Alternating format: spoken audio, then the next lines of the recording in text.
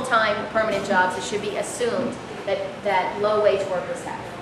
It's, the goal is to not only be at will, but it's to be casual workers, on-call, floater.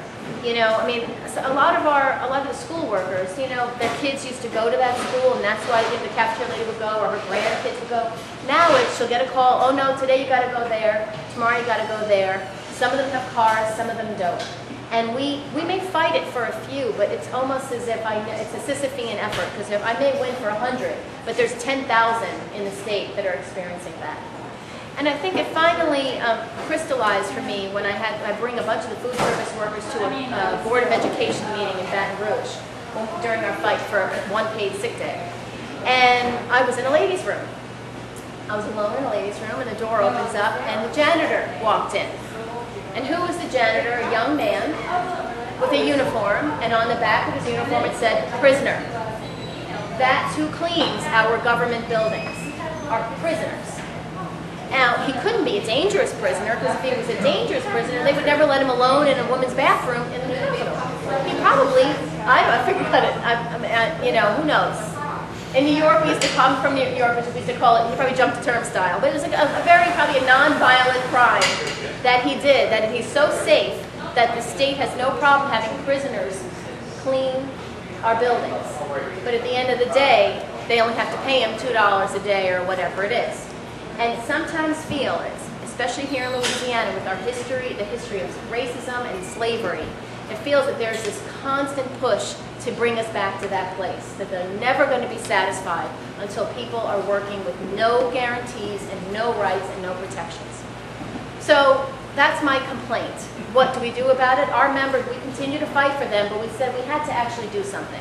So, especially in the New Orleans metro area, and really even in Baton Rouge, they're not bad people. They're not very conservative haters there. There are a lot of good people who know that this is bad. The truth is, even very conservative Republicans that we've met with have said, that's horrible, when they heard about how the school employees are treated.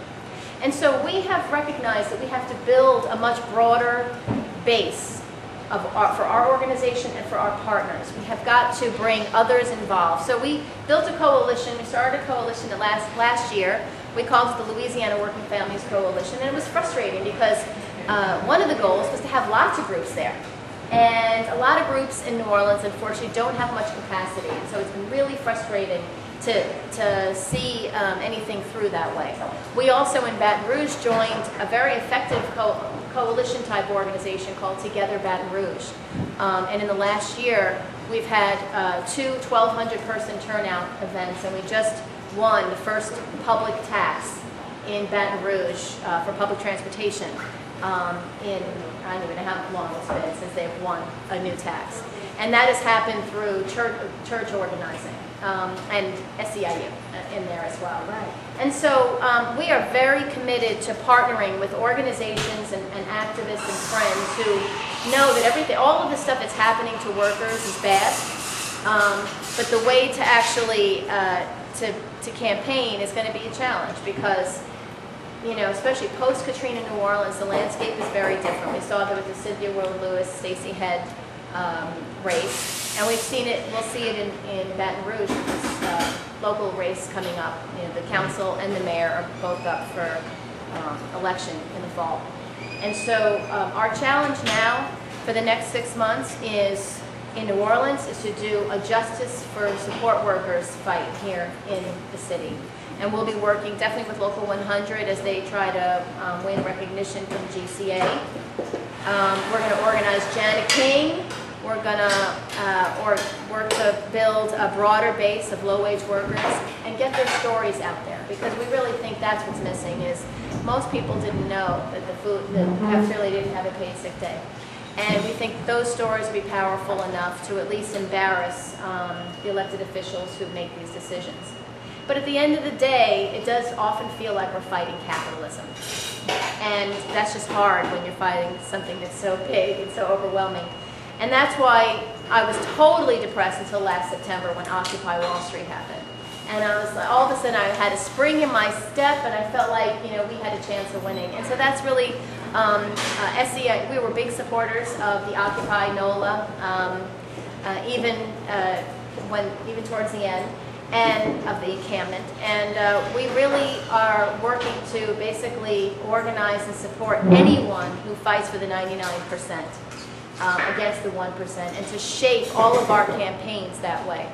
Aramark, the big bad guy now, apparently is owned by Goldman Sachs, which puts especially, apparently the private equity fund invested and bought up Aramark.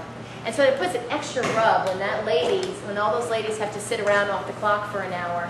Meanwhile, what Goldman Sachs' CEO makes, you know, is something that is probably more than everyone in the city of New Orleans combined. And so those are the challenges that we have. We can't do it without partners.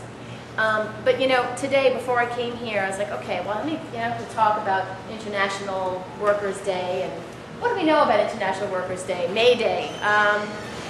And I didn't realize, but I Googled it, and I discovered that in the United States, this is actually called Loyalty Day. I don't know if anyone knows this, but in 1958, it was started to celebrate loyalty to the United States, to America. During the 50s, during the anti-communist, during one of our many anti-communist periods.